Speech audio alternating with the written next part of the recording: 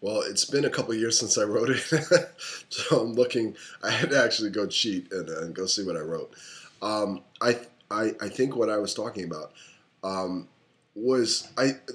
There's this tendency to look at um, these acts of violence and particularly racial violence and say that they're monsters and that when one of the most damning things in the states to call somebody is a racist, and it kind of ends the conversation because it's equated with evil.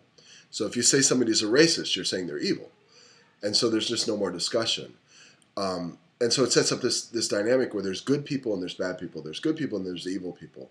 So instead of even dealing with your own racism, and I certainly have some, you just say, well, I'm not a racist.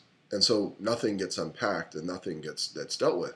So one of the things I wanted to talk about, or my perspective, is just that the people involved in these lynchings weren't evil. I don't think they were evil.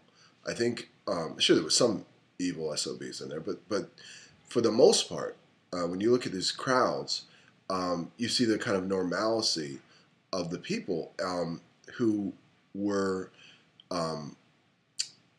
subscribing to a belief system that was evil, and they were doing evil in those moments.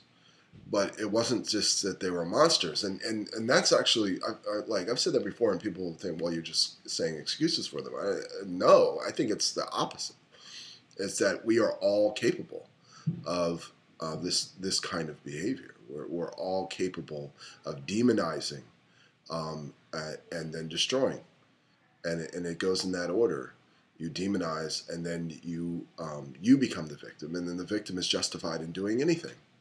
And particularly like when looking at the 20th century, it seems like the worst atrocities were always committed by those who felt that they were justified because they were victims, and victims are allowed to do anything because they're victims, and you can't challenge anything about that.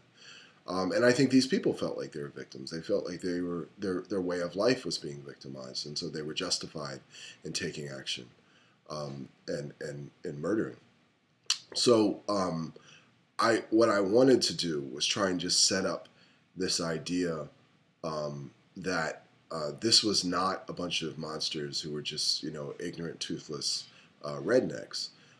These were just people, and they were people who let their belief system